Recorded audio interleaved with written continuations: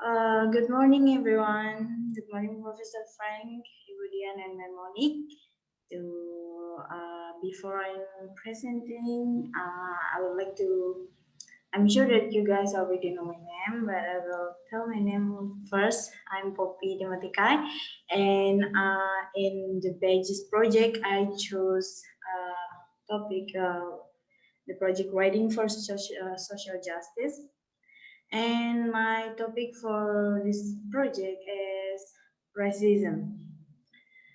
Uh, Today I will be presenting about justice for Papua. So let's get started. First,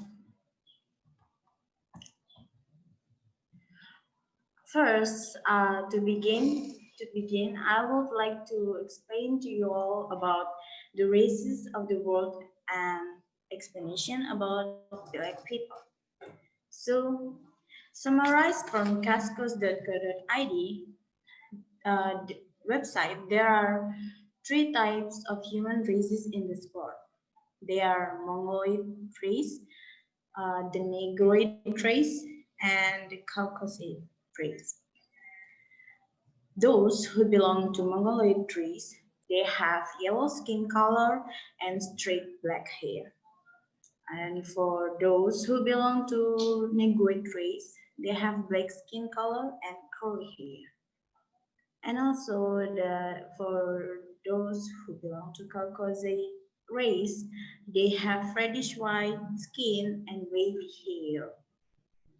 And yeah, the fact that we know is the majority of people who inhabit this earth are Mongolian and Caucasian races. Negroid races is classified as a minority.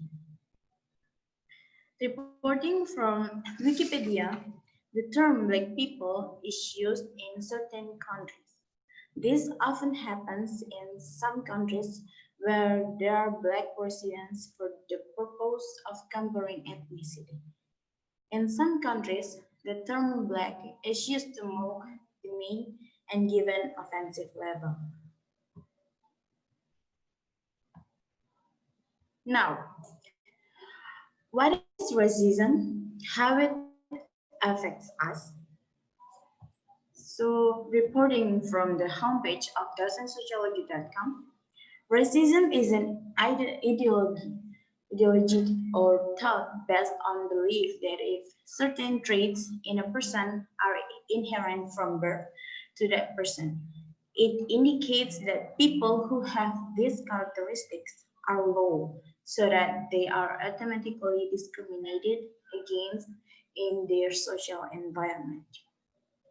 For example, people who have black skin and curly hair since childhood are considered ugly and always looked down upon. Finally, when the person is an adult, that person will of course be discriminated against in the social environment in which he or she lives. And how it affects us. Racism that occurs can create feelings of hatred in a person, can make a person stressed and even experience death because of racism that occurs. Why I say racism can cause death? Because as we know nowadays, the cases that happen in this world when people experience racism, they will be mad, they will get angry, and they can be murdered. And yeah, next. History of Papua in Indonesia. So, reporting from the news page beritapapua.id, Papua is an island located to the north of Australia, which is the eastern part of Indonesia. Papua is one of the 5 major islands in the country of Indonesia. Formerly, Papua was known as Netherlands New Guinea, but changed its names to West Irian. Then now it is known as Papua. During the colonial rule of the Dutch East Indies, this area was known as Dutch New Guinea, or Netherlands New Guinea, or Dutch New Guinea. After joining the unitary state of the Republic Indonesia, This area was known as West Irian Province from 1963 to 1973. Its name was later changed to Irian Jaya by Suharto when he inaugurated the Freeport copper and gold mine, a name that remained in official use until the issuance of the law number 21st of 2001 on Papua Special Autonomy mandates the name of this province to be changed to Papua. Yeah, that is a short history of Papua in Indonesia. And next, I'm going to explain to you about history of Papuan in Indonesia. So I will not explain. Actually, as we know, Papua or Papuan have a long story. But if I tell you the long story, it will take a long time. So I will tell this short. As you read here, as we know, Papuans are classified as a Negroid race, which we have black skin and curly hair. A race that has black skin and has curly hair. Papuans belong to a group of people who have muscular, large, and strong bodies. Reporting from the website historia.id, the first people to inhabit the archipelago or Indonesia were the ancestors of the Papuan people. The ancestors of the Papuan ancestors walked along the coast from Africa on foot until they arrived at our Southeast Asian sites. So they were walking from Africa and finally they arrived in the Southeast Asia. And yeah, I'm going to show you a short video about Papuan social life.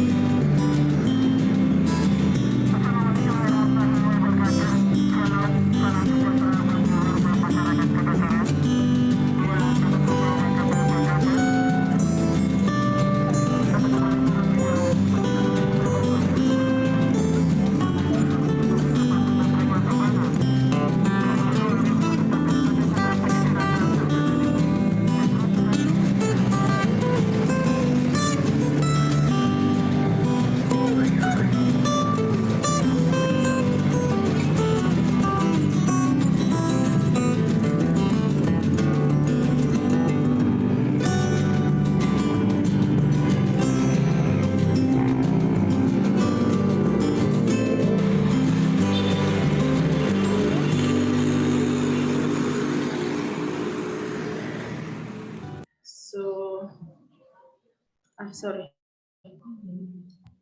guys. That was some short video about social life in Papua and about how Papuans make an interaction with uh, their peers and yeah, how their activities in the afternoon in Papua. So right now I'm going to explain about social life in Papua. In Papua, there live great people who form seven major tribes. They are indigenous Papuans who live and protect the island.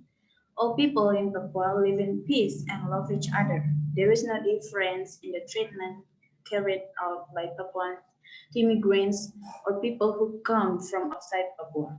In Papua, all people who do not have Papuan blood but were born and raised in Papua always consider themselves Papuans.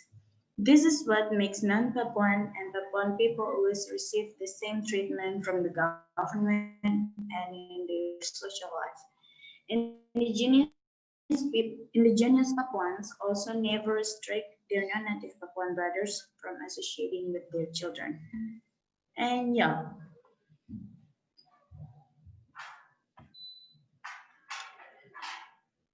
why Papuan go abroad and do they experience racism?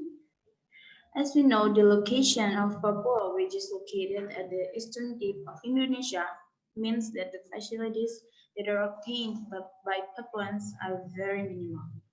There are many factors that cause the lack of facilities and opportunities for native Papuans, but the main obstacle is that the Papuan region is still united with nature.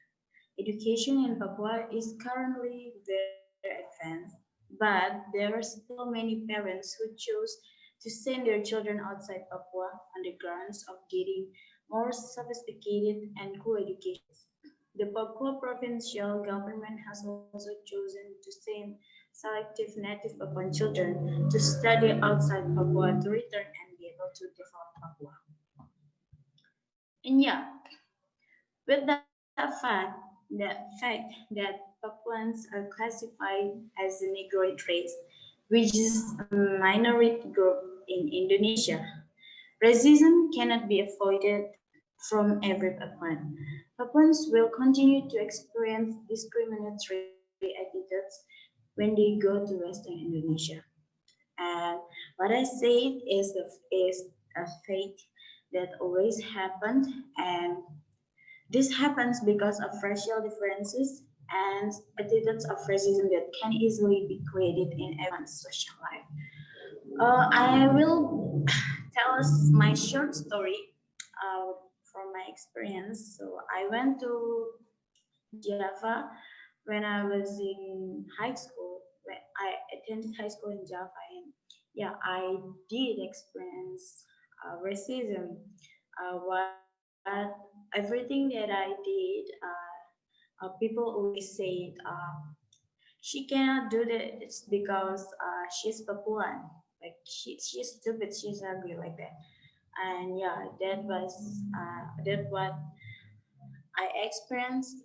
And yeah, it is the facts that I want to tell you all that as Papuan, especially we are Negroid race, we are black, we have curly hair, we definitely will experience racism.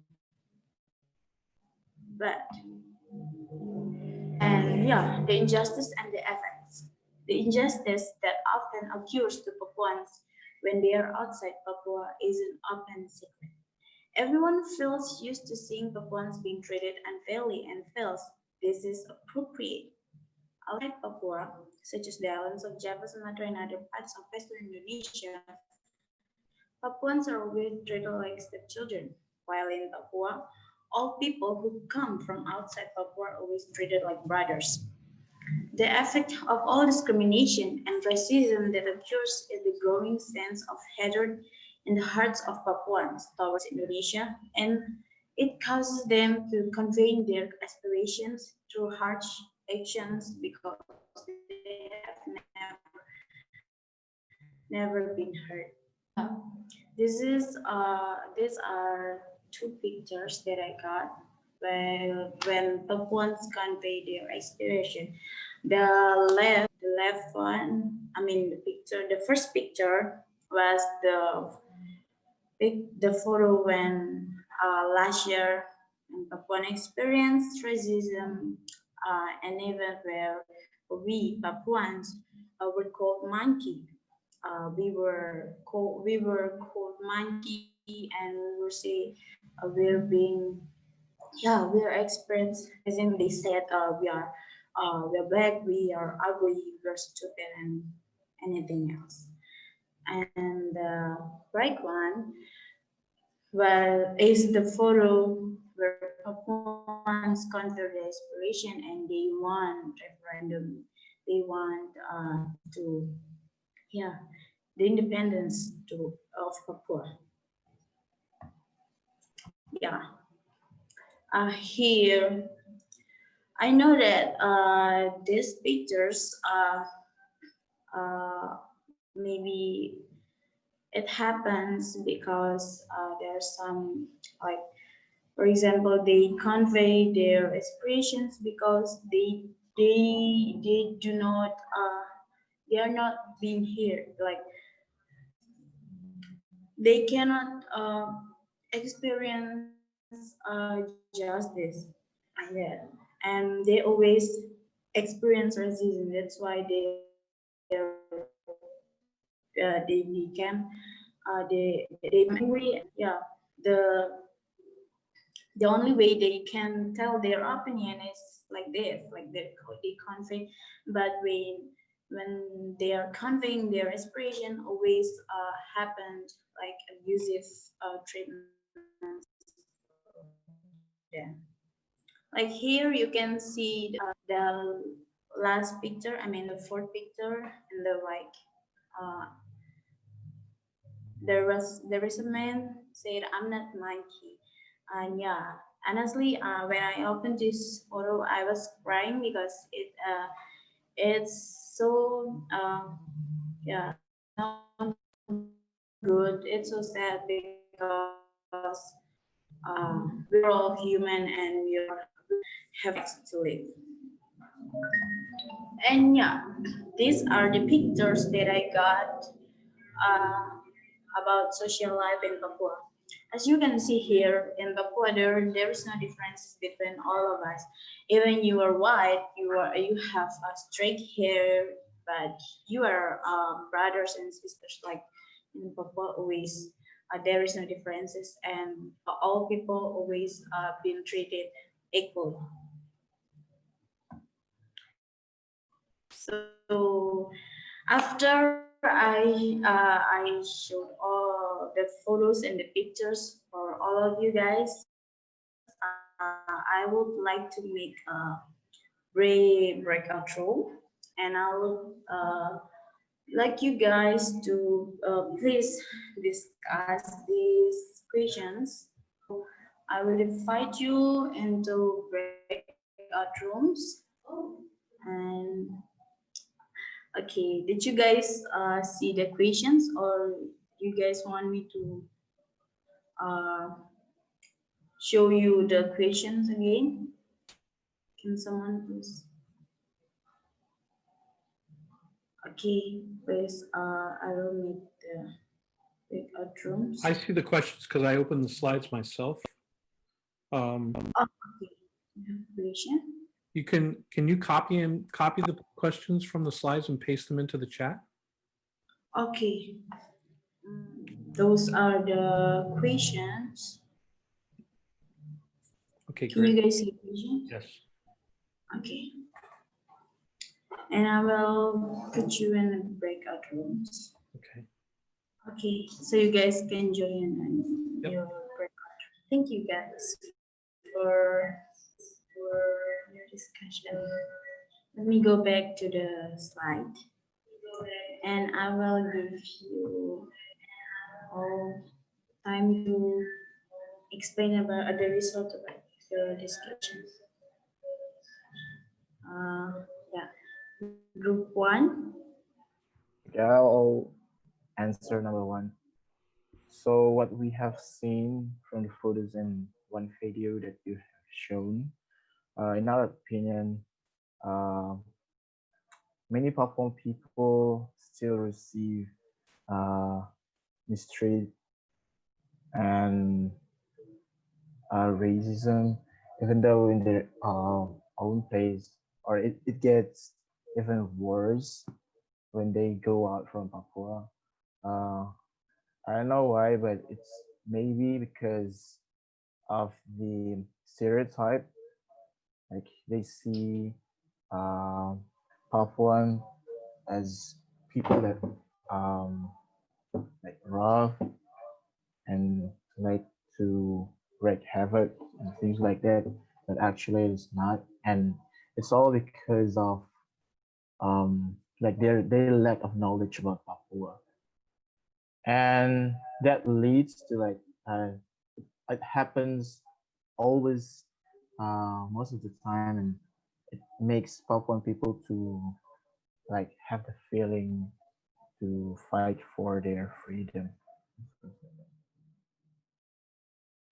Yeah, I agree. And the situation, what I got from this also, the situation can cause Papuans to, as what Kevin says, fight for their freedom because they get bad treatments from the government and from the social what they like society. Yeah. Okay. Thank you, Chris. Thank you for group one. And now this group two. From group two, who will explain the reason of your discussion. Uh, can I ask the question number three?